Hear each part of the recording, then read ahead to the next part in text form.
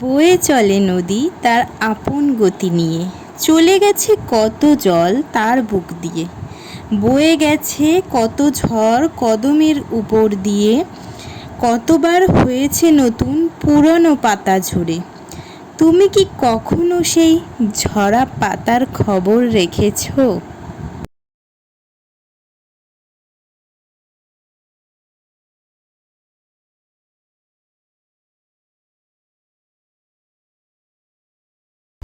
তো hello everyone, কেমন আছো সকলে? আশা করছি সবাই খুব খুব ভালো আছো।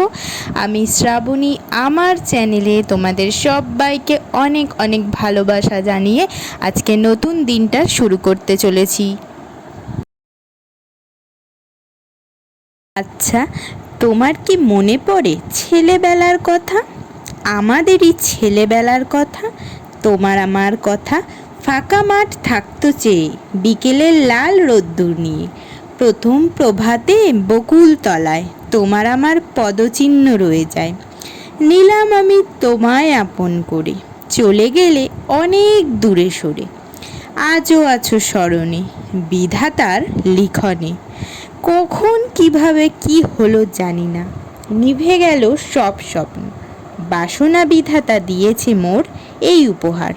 কেমনে সইব এই বেদনার বাহার?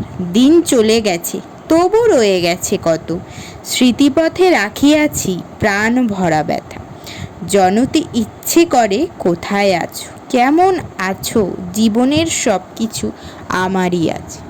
সংসারের রীতি পরিবর্তন যাওয়া আসা লেগেই থাকবে, তো তারও মাঝে জীবনের সমস্ত কিছু আবার আগের মতন করে নতুনভাবেই চলতে হবে, এরই নাম জীবন। চলো, সকাল হয়ে গেছে আর আজকে ভ্লগটা একটু অন্যভাবে শুরু করলাম, একটু মনের আর কি লেখা দিয়ে এটাকে শুরু করলাম। তো কেমন লাগলো এটা তোমাদের অবশ্যই কমেন্ট করে জানিও। তো এখন বসে পড়েছি ওই 9:30 মতন, এখন বসেছি একটু রুটি বানানো হলো, এবার এই শাকগুলো বাচ্ছি, এগুলো রান্না হবে। আজকে ভীষণ গরম পড়েছে অন্যান্য দিনের তুলনায়, বৃষ্টি নেই বললেই চলে। এই দেখো রান্না কিছুই না, গরমে হালকা খাবার করেছি, একটুখানি ভেন্ডি আলু ভাজা আর পাট শাক, আর লাস্টে করেছিলাম ভাত খাওয়ার আগে ডিমের মামলেট।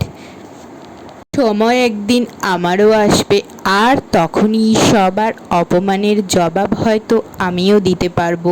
ঈশ্বরের কাছে তাই এটুকুই প্রার্থনা করি, ভগবান যেন আমাকে, সেই দিনটার অপেক্ষায় রয়েছি আমি, সেটা যেন একদিন অবশ্যই আমাকে দেয় সেই সুযোগটা, যাতে যারা আমাকে অত্যন্ত কটু কথা বাজে কথা বলতো সেই সমস্ত জবাবটা তাদের মুখের ওপর আমি দিয়ে দিতে পারবো।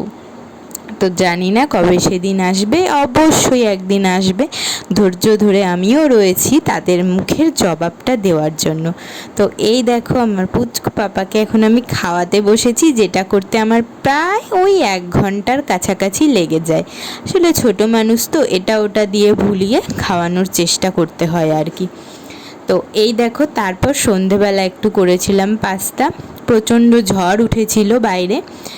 আর এটুকুই আমার ভিডিওর মাধ্যমে তোমাদের একটু পজিটিভ ভাবনা চিন্তা দেওয়ার চেষ্টা করি।